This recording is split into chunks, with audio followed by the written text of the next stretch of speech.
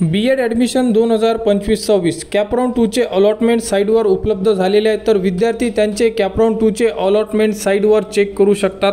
तर संपूर्ण विद्यार्थ्यांना जर अलॉटमेंट चेक करायचे असेल म्हणजे तुम्हाला कोणते कॉलेज मिळालेले आहे हे जर चेक करायचे असेल तर तुम्हाला सर्वप्रथम कॅन्डिडेट लॉगिनला क्लिक करायचं आहे। यामध्ये ID पासवर्ड टाका, लॉगिन करा। तुम्हाला डायरेक्टली जे मेन पेज आहे त्यावरती तुम्हाला दिसून पडेल की तुम्हाला कोणते कॉलेज मिळालेले आहे।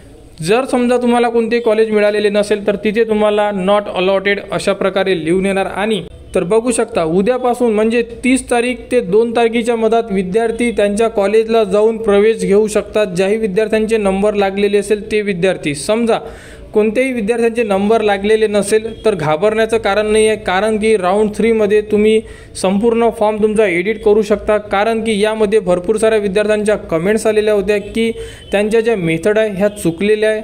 तरी घाबरण्याचं कारण नाही आहे, आपल्याकडे तिसरा राऊंड आहे। आणि बघू शकता यामध्ये तर तुम्हाला 30 तारीख ते 2 तारीख यामध्ये प्रवेश घ्यायचा आहे। ज्या विद्यार्थ्यांना प्रवेश घ्यायचा असेल राऊंड 2 मध्ये नंबर लागलेल्या विद्यार्थ्यांना फक्त।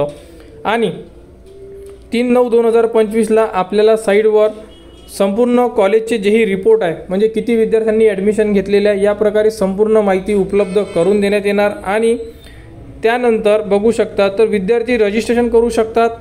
5 तारखेपासून ते 8 तारखेपर्यंत विद्यार्थी त्यांच्या फॉर्ममध्ये एडिट करू शकतात आणि ऑप्शन फॉर्म म्हणजे कॉलेजेससुद्धा ॲड करू शकतात। त्यांना यामध्ये संपूर्ण माहिती अपडेट करू शकतात। वॅकन्सी जे आहे 4/9/2025ला साईटवर उपलब्ध करून देण्यात येणार आहे।